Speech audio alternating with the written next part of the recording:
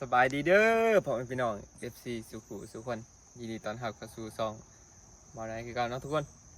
มื้อนี้ออกมาเบิ่งบอลเฮาสิเอาไฟเขานะทุกคนมาเบิ่งร้านเหล้าก่อนขาวๆนี่คืออันทางเขาไปหน้าเนาะทุกคนทางเขาไปหน้านี่สายไฟ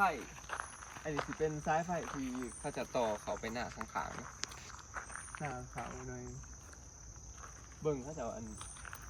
ใส่กับตุ่นหนักเลยโอ้โหหอยมันขาดมากเลยดูดิเนาะสายไฟมื่อนี้ก็คือมาเลาะเบิ่งก่อนที่น้องว่ามันแจ็คแมทเนาะข้ามลงไปหอดดินอะไรก็ได้ว่าอยู่ประมาณคือได้ถือก่อนเนาะ600 เมตรกูจะมือซ้ายไผ่เขาจะได้พี่น้อง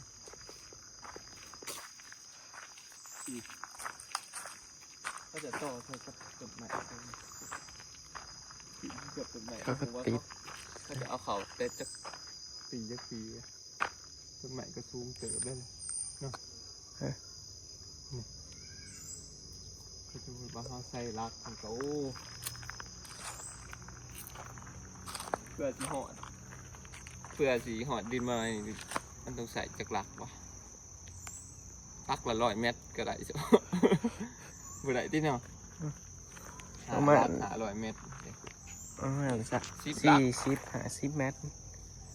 50 ลักนี่เด็กมาผีอันนี้ไม่ดีสายไฟก็จะเนาะต่อมาจะนี่คือเบิ่งหลักต่อมาได้เสร็จ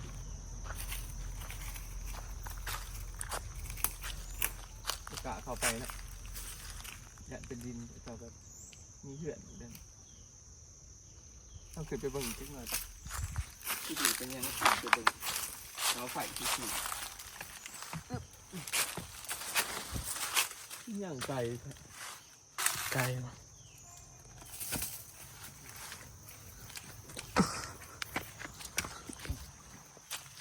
นี่เขาจะใส่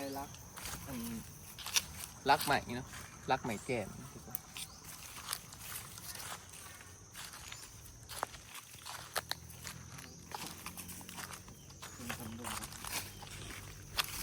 นี่คนเลย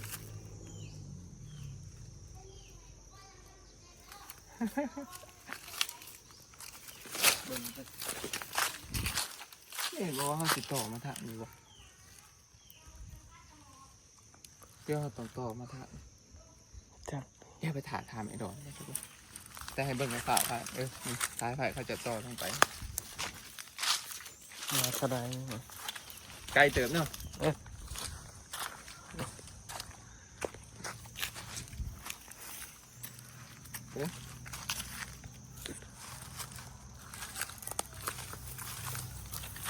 ตรงเนี่ยบริเวณหัวเสาไฟคือสิอยู่ไกลเนาะเนี่ยบริเวณเนาะเสาไฟใหญ่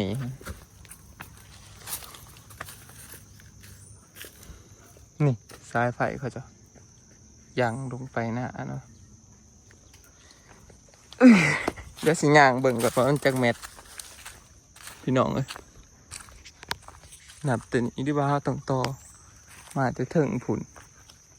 หรือว่าจังใด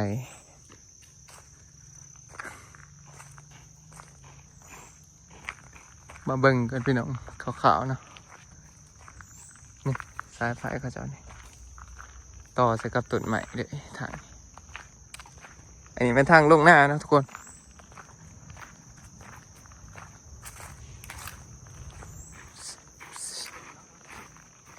ฮะอันนี้มันเป็นดินแห้งเนาะหนาฝนหนายังนี่โอ้ยเที่ยวก็สบายนะเที่ยวนี้บ่เปื่อนหนทางลดลงนี่พี่น้องสายไฟเขาจะต่อเมื่อหนาเนาะสุดท้ายเบิด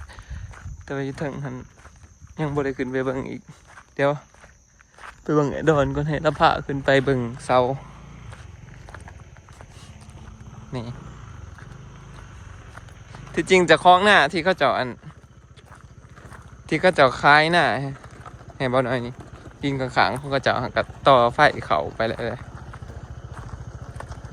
มีไฟฟ้าอะไรพี่น้องนี่ก็หน้าตัวนี้แหละพี่น้องลักเสาไฟเก่าเขาเจาะนี่แหละที่เขาเจาะคล้ายดินให้บอลหน่อยเขาเจาะคล้ายซองตอนนะทุกคน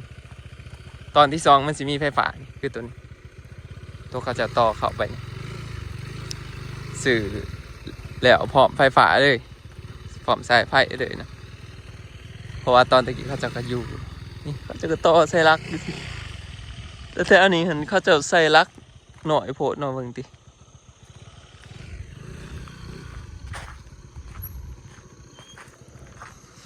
แต่ซุ่มนะใส่ต้นใหม่มาแถวนี้หันใส่ลักนี่ตัวนี้ก็มาผูกใส่ต้นไม้เลยบางทีไฟเขาหน้าซื้อกันไปลงไปก่อนด้วยแล้วสิยางลงไป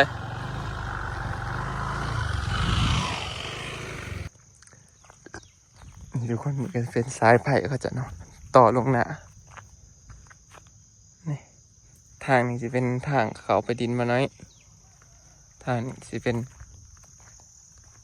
อันทางไปหน้าเขาจะเนาะหน้าข้างๆนี่แหละโอ้โหว่าจักแมทเนาะเขาจะใส่ใส่ลงไปอย่างสิเลยทุกคนผูกกับอันต้นไม้ต้นตอกไป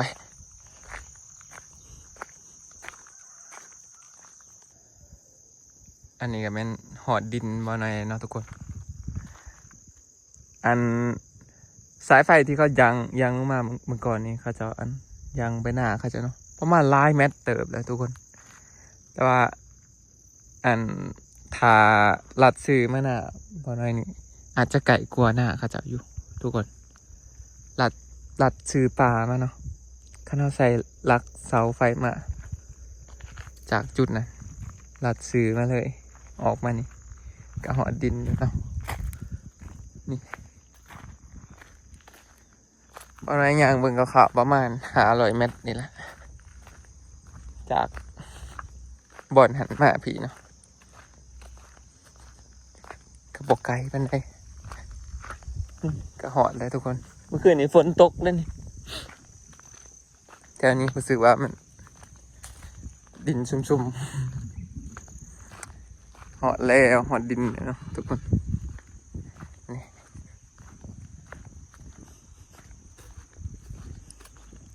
เดี๋ยวไปถามไอ้ดอนอีกก่อนว่ามันเริ่มต้นจากเสาไฟต้นใดเนาะบอลสิต่อไฟมาเนี่ย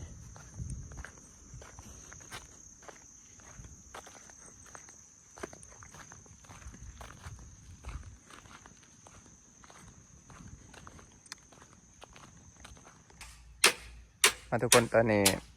มาหอดหนาเนาะพอดีมาเบิ่งไอ้ดอนกำลังเห็ดขอกแบะวะนี่ขอกแบะปลาตัวแบะมันต้องนอนสูงเนี่ยนี่เนาะมันหมักนอนสูงเลยเวลาขี่มันขี่ลงโต๊ะกระลางเลยนะมันบ่เกือกขี่เกือกเงี้ยวมันก็สะอาดเลยมันก็บ่เป็นโรค โอ้ แดงนี่ไปดินก็ได้แต่ว่าถ้ามันได้โตใหญ่มันอ่ะเดี๋ยวมันเป็นโรคเดี๋ยวเขาเวลาอัดนี่บอลหายามันตัว โอ้ มันตอนหัวเขามากินเวลาเขามาอยู่เลยเขาก็ทิมยาไว้ทิมยาตอนเช้าไว้ทิมเต็มเนี่ยมันก็อยู่ได้เบิดมึงอะไรแบบกินเอาหนัก เปลี่ยนจากของงวเป็นของแบะของงวอยู่ใส่บ้าน นี่นะนี่ใบง่ว งวอยู่นี่เนาะแบะอยู่นี่เนาะ ง่วมันอยู่รุ่มเด้เขามันอยู่ดินก็ได้ไม่ได้เห็ดทมมันลบฝนจะสื่อของง่ว โอ้ เพราะว่ายามแดงก็ปล่อยมันเลยไปยามฝนจะสื่อ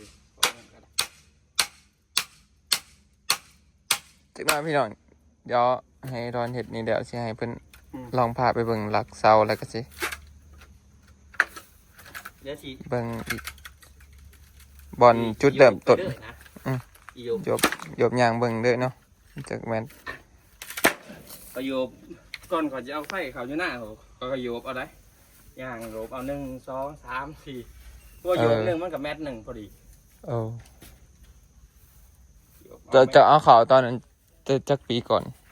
ได้จักปีเลย ปีปลายเด็ก 4 ปีปลายเนาะ ๆเซตยูทูบแรก โอ้ ๆปีปลายในเงินเดือนนะก็เอาเขาด้วยเบิด7 หลัก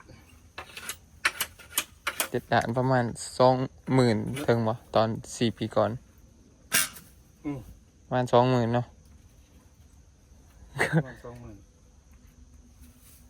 เดี๋ยวนี้มันก็สิแพงแล้วทุกคนประมาณ 20,000คือกัน 20,000 กว่าตีไปนะทุกคน ตอนนี้ไอดอนกำลังย่างเบิ่งนะทุกคนปลามันประมาณจักแมตเดี๋ยวเห็นเราย่างไปเบิ่งเลยคือสิให้เราพาไปเบิ่งว่าบอลสิต่อไฟลงเอาตรงกองเตอร์ลงกองเตอร์ไฟฟ้าลงนี่มันอยู่บอลใดเนาะไป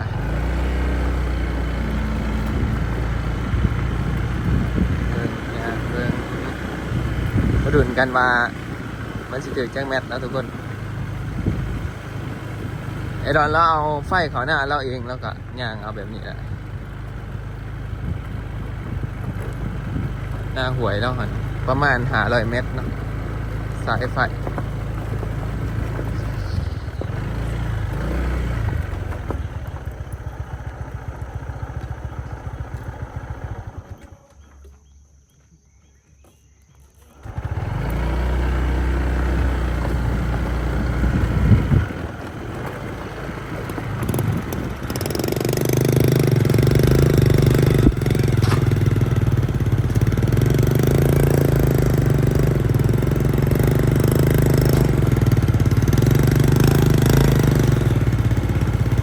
จุดเสาไฟอยู่นี่ทุกคน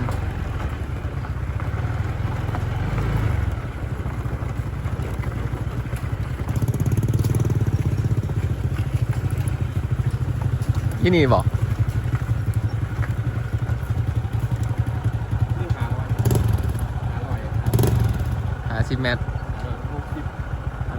160 เมตรเนาะ ข้าวโขงอะทำข้าวโขงทำ นี่ทุกคนบ่อนกองเตอร์ที่เอาไฟลงอยู่นี่เนาะไอดอนยางมึงยานี่ผู้ที่560 เมตร 60 เมตรแต่ว่าโขงเลยเอาโขงตามท่า โขงตามทางนะคันลัดซื้อนี่ก็ประมาณ500 กระทึงเนาะคิดว่า อัดชื่อเพื่อไว้ไงนะ ซื้อเพื่อแล้วเนาะ ทำ 600เหรอ บ่ทำ550 เมตรเนาะสายไฟแต่นี่เขาจะเอาลงคือกันเนาะแต่ว่าเขาจะย่างไปตามป่าเลยมัน ให้ยัง บ่มีรักมีหยังซะ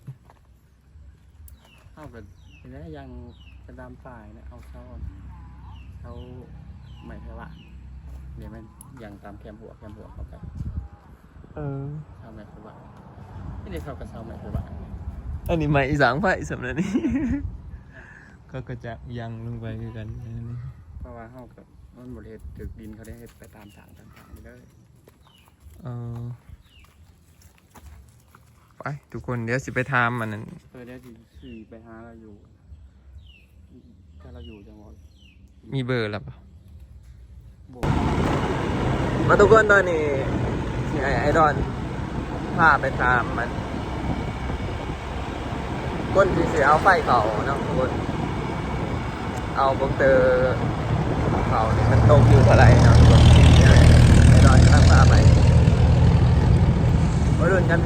พี่น้องมาไม่จะถึงเท่าไหร่เนาะมาทุกคนตอนนี้ก็หลังจากไป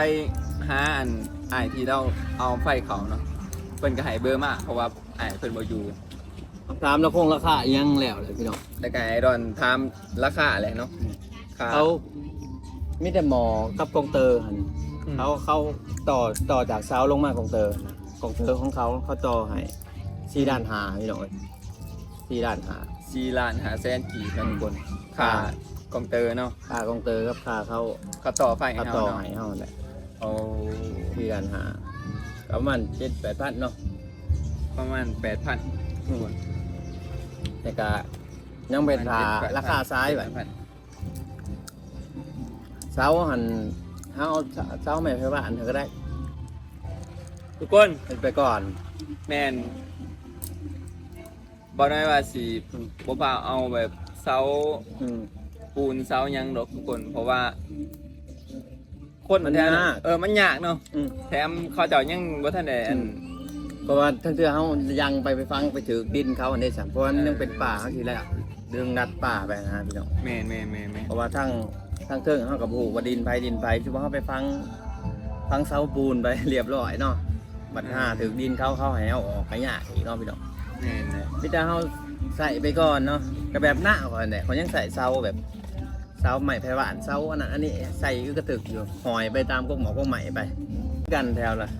แม่น หน้าข้างๆเขาก็หอยไปตามเนาะพี่น้องบน บาง บ้า คนเองหอยไปตามป่าไปเลย บ่มีเราไผ่อันนั้นเอาไผ่เขาไกลๆนั่นสิเอาเสาปูนไปโอ้มันใส่งบร้ายพี่น้อง แม่น ปิดใส่งบร้ายมีแต่หอยมันแต่คนบ่ถึงหั่นนะ แม่น กับล่มมันบ่ลกอ่ะเมื่อเท่าน่ะเอาบ่ค่อยซีเดียดครับพอสายไฟมันก็เหมือนสิสายไฟเปื่อยนะสายไฟแบบ กลุ่มมันนี้เนาะ อมอะไรอยู่ แม่นนะทุกคนพูดแล้วเฮาหูเลยเนาะราคาเรื่องอัน เรื่องของเตอร์ ทุกคนยังได้ราคาสายไฟ อืม เอาหน่อยยังว่าท่านได้ไปถามเบิ่งเนาะสายไฟนี่เขาสิเอา550 เมตรเนาะ 550 เมตร มาตกเป็นเงินเท่าไหร่ก็หาเบิ่งเอาไปตอนนี้วันนี้สิขอโตวเมื่อก่อนแล้วบัดนี้ได้หูราคาเลยทุกคน เดี๋ยวอู้แล้วว่ามันจักเมตร เปิดเพลงเสียงดังมันสิติดลิขสิทธิ์นะทุกคนไปมาอะไรทุกคน